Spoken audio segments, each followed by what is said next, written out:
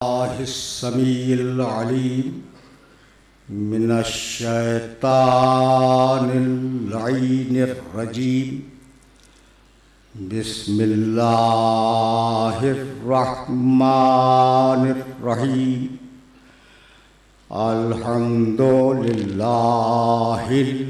मलिकिल हक़्क़िल मुबीन अल मुतसाग़िर लिअज़मतिही जबाबिरतुत ताग़ीन अल मुतखाज़िअ लिकिब्रियाइही उतातुल मुतमर्रिदीन अल मुअतरिफ़े बिरुबूबिय्यतिही साइरुल ख़ल्क़े अजमईन वस्सलातु वस्सलाम वत्तहिय्यतु वल इकराम अला अशरफिन नबिय्यीना व खातमिल मुरसलीन सय्यदना व मौलाना अबिल क़ासिम मुहम्मद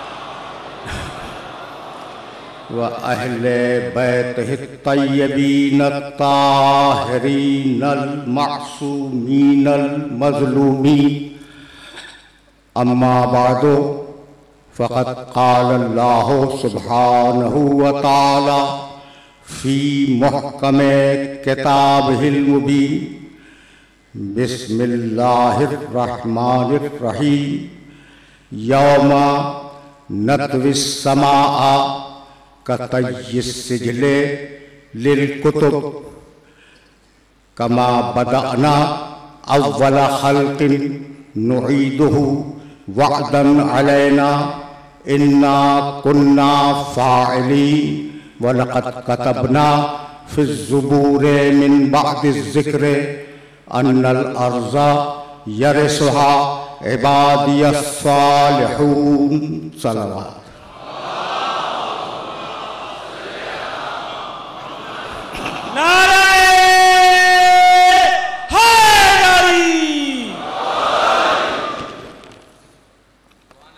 अज़ीज़ान मोहतरम, मनसबे नबूवत और क़ुरआन के उन्वान से हम जिस सिलसिले गुफ्तगू का आगाज़ कर रहे हैं ये उसकी पहली गुफ्तगू है।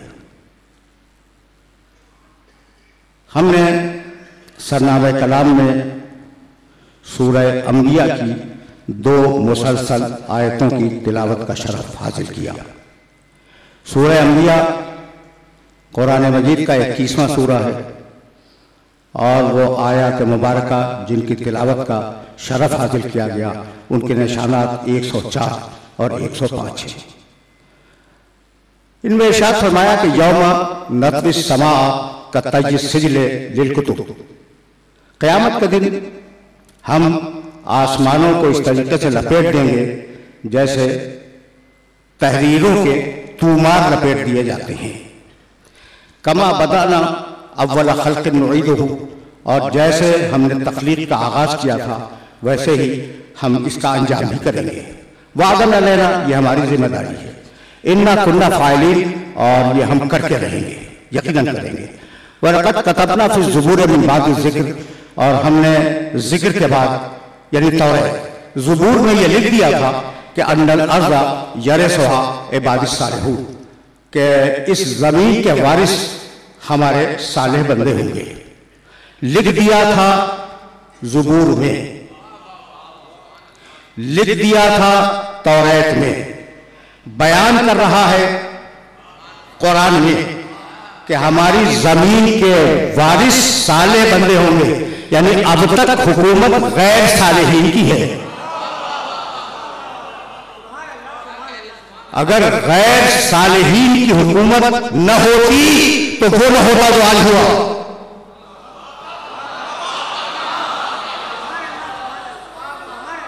लेकिन हमें फिक्र नहीं है।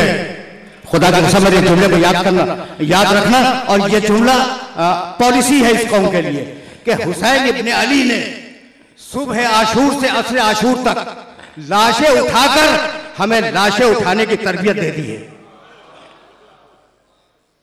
हम उठाएंगे और पूरी तहजीब के साथ उठाएंगे। लेकिन ये गाफिल और अहमक हुक्मरान ये समझते क्यों नहीं कि अगर इंसान हुकूक की हिफाजत न कर दे तो अपने ओहदे से इस्तीफा दे दे, लेकिन इस्तीफा तो वो देता है जो शरीफ हो।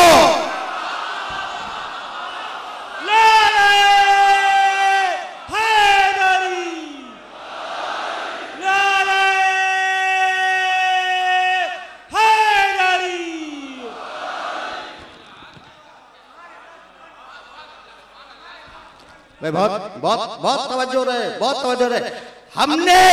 हमने इस दुनिया में हमेशा जुल्म और मजलूमियत की जंग लड़ी है, समझ रहे हो ना? जालिम से हमेशा टकराते रहे। करबला आज तक क्यों खटकती है, क्यों खटक रही है करबला? इसलिए कि जब करबला का जिक्र होगा हर जालिम का तस्करा होगा, उस पर लानत होगी।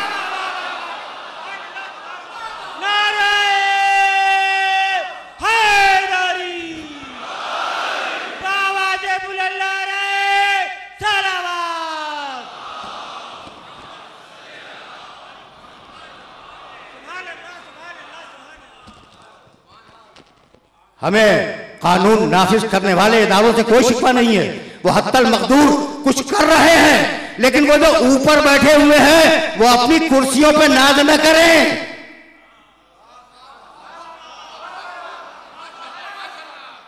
इसलिए कि इस कुर्सी की, ये जो इख्तिदार की कुर्सी है ना, इसकी चूलें इतनी ढीली हैं कि हमेशा उठा के फेंक देती हैं।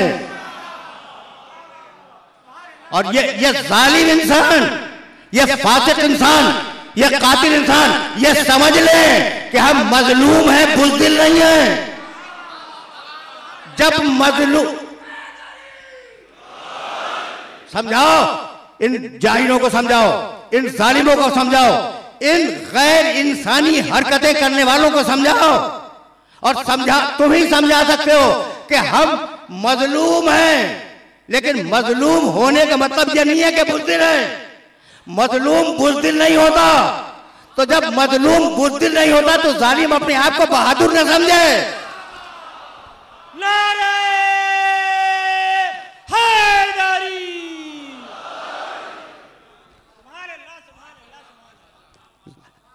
जालिम की पूरी तवानाइयां इस बात पर सर्फ हो रही हैं कि जिक्र हुसैन बंद हो जाए, लेकिन खुदा की कसम जिक्र हुसैन बंद नहीं होगा। यह सैयदा की दुआ है तुम्हारे लिए और जिक्र के लिए। ये जिक्र हुसैन बंद नहीं होगा। खुदा की कसम तारीख गवाह है कि हर फिरौन से टकराए, हम हर फिरौन से टकराए, और किसी जमाने में भी हमने जिक्र हुसैन को अपने आप से जुदा करने की कोशिश नहीं की। इसलिए कि जिक्र हुसैन हमारी रूह है, जिक्र हुसैन हमारा जसद है, जिक्र हुसैन हमारा कल्ब है। अगर कोई मातम पे एतराज करे तो जवाब देने की जरूरत नहीं है, जवाब में फकत मातम करो।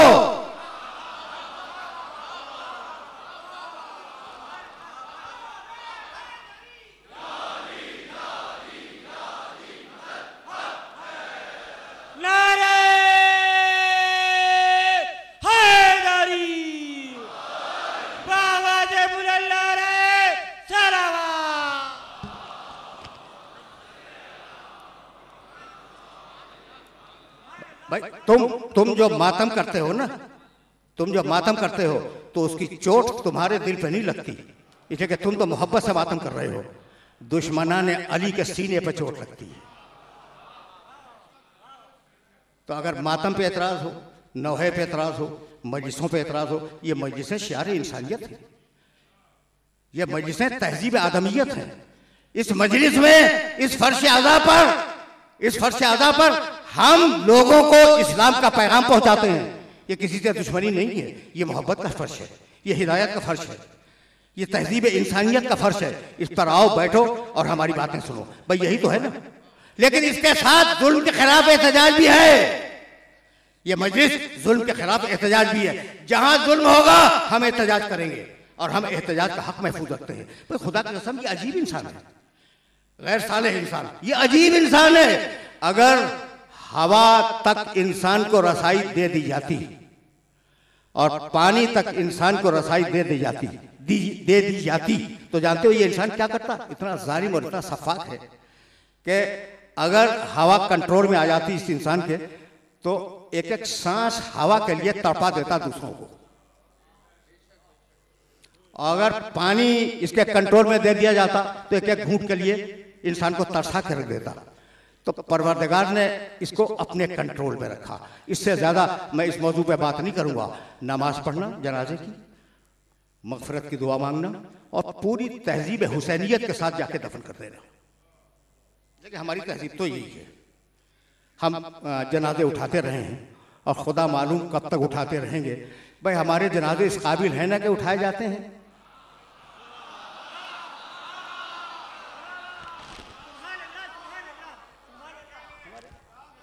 इस काबिल हैं कि उठाए जाते हैं? बाजारों में, कब्रिस्तानों में पड़े नहीं फिरते। ठीक है ना? समझ रहे हो ना बात को? तो पूरी संजीदगी के साथ अपने नौजवान दोस्तों से ये इस्तेदा कर रहा हूं कि पूरी शराफत इंसानियत के साथ जनाजे को लेके जाना, ताकि लोग कहें कि ये आले मोहम्मद के चाहने वाले जा रहे हैं। जिनकी तहजीब ऐसी है इनका इमाम कैसा होगा। तो अब हम अपने मौजू की तरफ वापस जाना चाह रहे हैं। सौखनहाई गुफ्तनियाँ और हैं और किसी और मौके पे बात करेंगे। अभी तो बहुत दिन बाकी हैं और देखेंगे कि ये नाक़िस हुकूमत हमारे लिए कुछ करती है या नहीं करती। और इस हुकूमत को मेरी तरफ से ये बतला दो कि अगर उसने अब भी, पहला दिन गुजरा है, अब भी कंट्रोल न किया, बहुत एहतियात से जुमला कह रहा हूं, तो कहीं वो न हो जाए जिसे नहीं होना चाहिए। समझ गए? हम अपने हक का मुतालबा कर रहे हैं। हमें किसी से कुछ नहीं लेना। हमें अपने हुकूक के मुतालिबे का हक तो हासिल है ना, कि हमारे हक हुकूक है उसे दे दिए जाएं। तो अब इस हुकूमत को बतला दो कि हक मांगना लाकानूनियत नहीं है, हक न देना लाकानूनियत है। इसे याद रखना। और अब मैं फिर वापस जा रहा हूं कि अन्नल अर्ज़ा यरिसुहा इबादियस सालिहून। मैंने तय किया है कि इस जमीन के वारिस मेरे साले बंदे होंगे। और इससे कबल की आयत क्या थी? यौमा नतवी समा का तय्यिसिजिल। तमहीदी तकरीर है, पॉलिसी मेकिंग तकरीर है, इसे जहन के अंदर महफूज रख लेना। यौमा नतवी समा का तय्यिसिजिल लिलकुतुब। क़यामत के दिन हम आसमानों को लपेट देंगे जैसे लंबे लंबे दफ्तरों के तुमार लपेटे जाते हैं, तहरीरें लपेटी जाती हैं पुराने ज़माने में। हमने जिस तरीके से तख्लीक का आगाज किया था, कमा बदाना अव्वला खल्किन नुईदुहु, जैसे हमने बदाना इसी से निकला, इसी का रूट है मबदा। मबदा के मानी आगाज। जैसे हमने इस कायनात का आगाज किया था उसी तरीके से नुईदुहु हम उसे पलटा देंगे। तो अब तुम्हें दो लफ्ज मिले, मबदा और माद। मबदा यानी आगाज, माद यानी अंजाम। ये आयत खुद इस बात की दलील है कि परवरदिगार ने इस कायनात का कोई ना कोई मकसद रखा है और उस मकसद तक अगर हम आज इशारतन पहुंच गए तो अगला मरहला गुफ्तगू आसान हो जाएगा। मैं देखना अजीब बात यह है कि आसमान हो, जमीन हो, सूरज हो, चांद हो, सितारे हों और दूसरे मखलूक़ात हों, इनके लिए कुरान ने एक अजीब लफ्ज़ इस्तेमाल किया। और तुमसे बेहतर कौन जानेगा, वो हज़रात जो सूरह यासीन की तिलावत का शरफ हासिल करते हैं, उनके लिए ये जुमला अर्ज़ कर रहा हूँ कि वशम्सो तजरी लिमुस्तक़र्रिन लहा ज़ालिका तक़दीरुल अज़ीज़िल अलीम वल क़मरा क़द्दरनाहु मनाज़िला हत्ता आदा कल उर्जुल कलीम। ये तो अलग एक मसला है। हमने सूरज को एक मंजिल के ऊपर रखकर उसे सफर में बरकरार रखा है।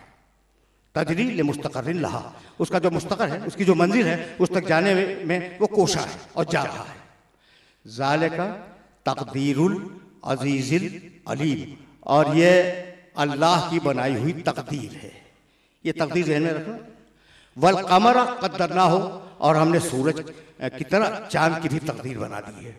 और वो घटता है, बढ़ता है, एक निज़ाम और एक सिस्टम के तहत उसका फ़रोग़ है और उसका इन्हितात है।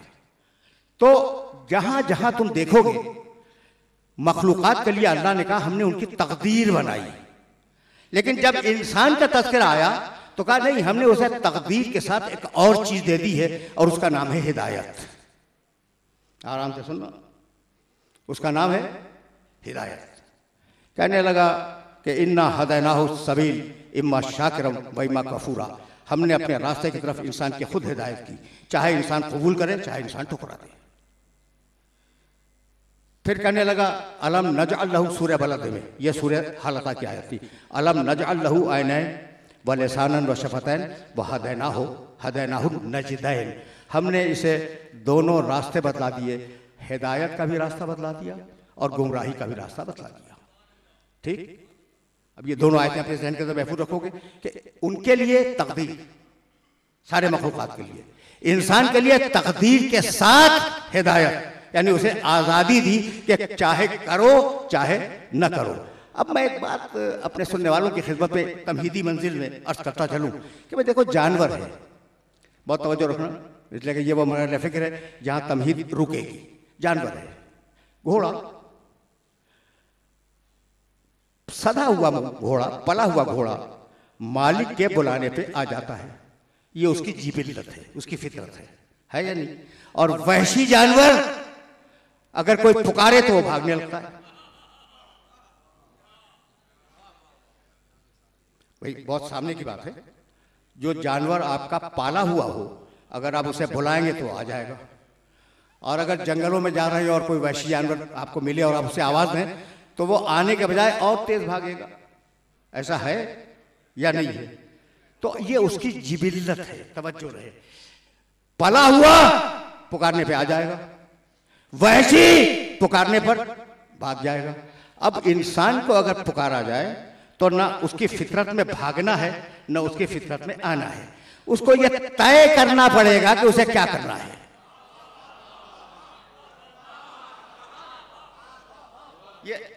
ये बात वाज़ेह हुई मेरे सुनने वालों पर। उसे तय करना होगा कि क्या करना है। भाई अगर आम इंसान पुकार रहा है तो क्या करना है, और अगर नबी पुकार रहा है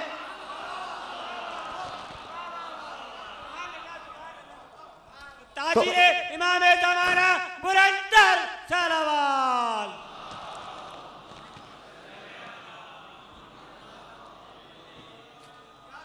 ठीक है ना, ये इंसान और हैवान का फर्क आपकी खिदमत में कर रहा था।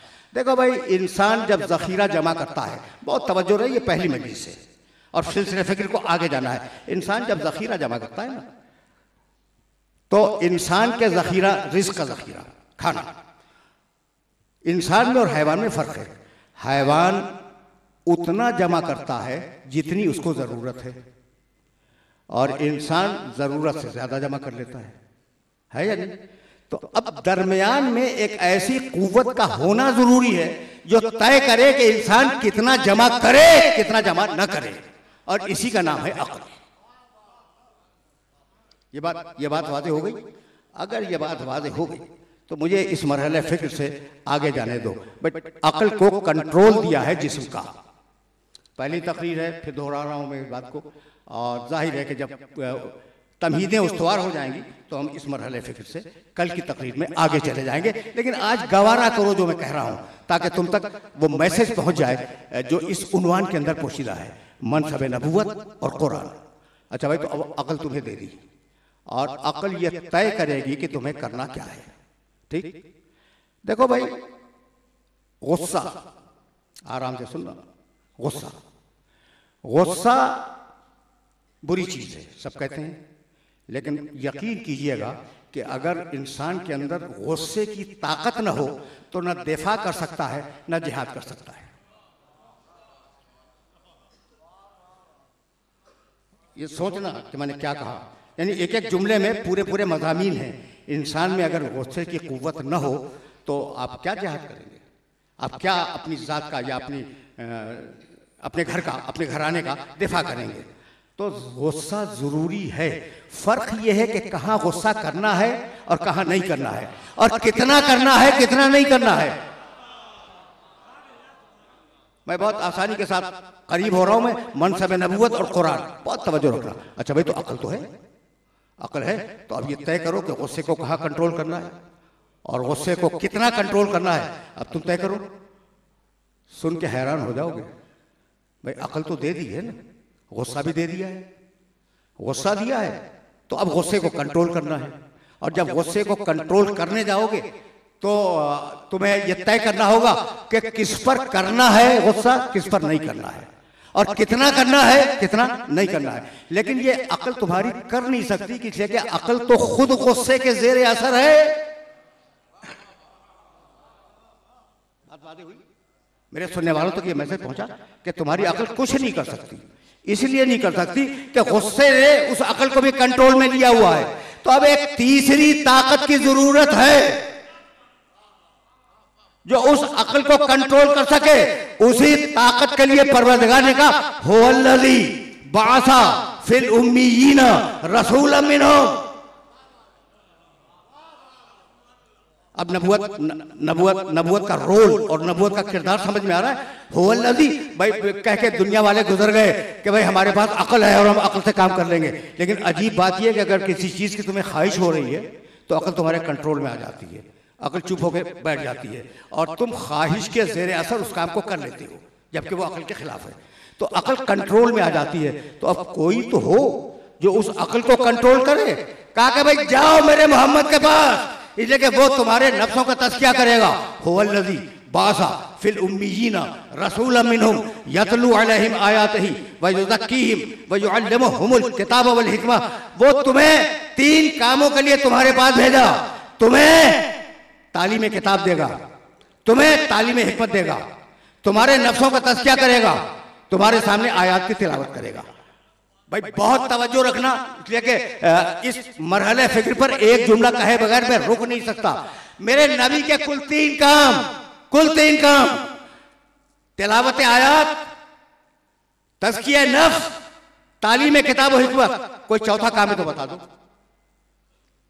सूरह जुमा की आयत है और सूरह जुमा तो हर जुमे को पढ़ा जाता है, ठीक है ना। तो अब उसमें तो 3 ही काम लिखे हैं कि नबी को 3 कामों के लिए भेजा। या आयात की तिलावत करेगा, या नफ्सों का तज़किया करेगा, या तालीम देगा। तो तिलावत, तज़किया, तालीम, यही है ना। चौथा तो कोई काम नहीं है नबी का। अब मुझे कहने दो, और अगर मैं कह सका अपने इस बात को तो फिर इस मरहले फिक्र से मैं आगे चला जाऊंगा। भाई नबी जो काम करे, या तिलावत है, या तज़किया है, या तालीम है। अब अगर नबी बेटी को देख के खड़ा हो जाए तो या तिलावत है, या तज़किया है, या तालीम है। अगर दामाद के फदाइल बयान करे, या तिलावत है, या तज़किया है, या तालीम है। अगर नवासों के लिए नाका बन जाए, क्या ख्याल है आपका? या तिलावत है, या तज़किया है, या तालीम है। तो हुवल्लज़ी बअसा फिल उम्मीयीना रसूलन मिनहुम यतलू अलैहिम आयातिही व युज़क्कीहिम व युअल्लिमुहुमुल किताबा वल हिकमा व इन कानू मिन क़ब्लु लफ़ी ज़लालिम मुबीन। आज से 7 साल पहले मैंने इस मिंबर से एक जुमला कहा था कि तुम्हारा काम यह है कि वो तिलावत करे, तुम तिलावत सुनो। भाई ऐसा नहीं है। तुम्हारा काम यह है कि वो तज़किया करे, तुम तज़किया करवाओ। तुम्हारा काम यह है कि वो तुम्हें तालीम दे और तुम तालीम लो। तो वो तिलावत करने वाला, तुम तिलावत सुनने वाले। वो तज़किया करने वाला, तुम तज़किया करवाने वाले। वो तालीम देने वाला, तुम तालीम लेने वाले। कितनी साफ आयत है। तो क्या अभी समझ में नहीं आता? भाई वो तिलावत करने वाला, तुम तिलावत सुनने वाले। वो तज़किया करने वाला, तुम तज़किया करवाने वाले। वो तालीम देने वाला, तुम तालीम लेने वाले। न वो तुम जैसा, न तुम मुझ जैसे। नाराए हैदरी, बावाज़े बुलंद नाराए सलावा।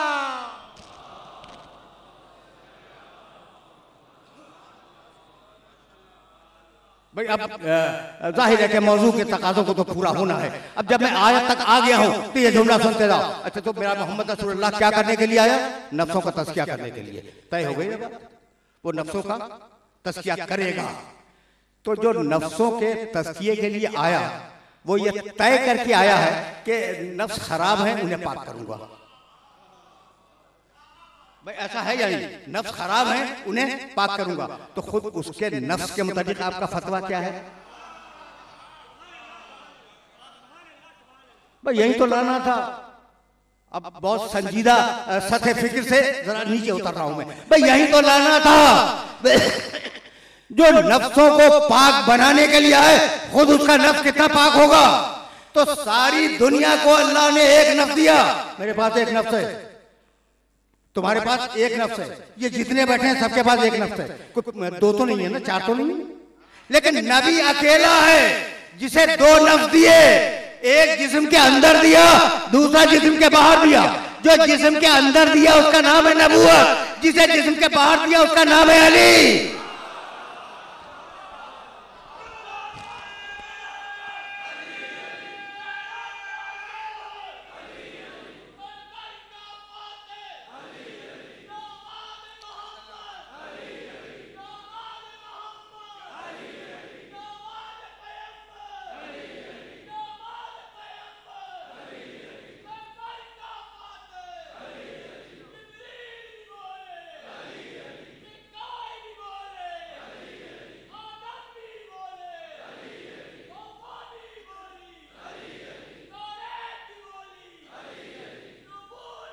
बस भाई बस।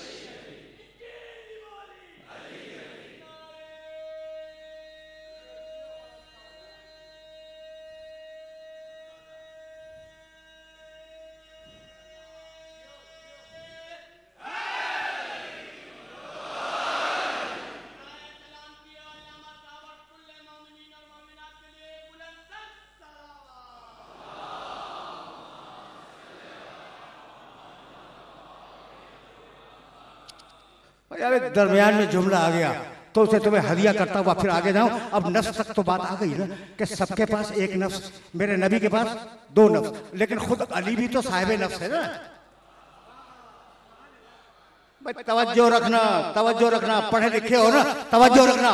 सूरह ज़ुमर, सूरह ज़ुमर 39वां सूरा कुरान का, और उसकी एक अजीब व गरीब आयत, अल्लाह यतवफ़्फ़ल अनफुसा हीना मौतिहा वल्लती लम तमुत फी मनामिहा फयुमसिकुल लती क़ज़ा अलैहा मौत व युरसिलुल उख़रा इला अजलिन मुसम्मा।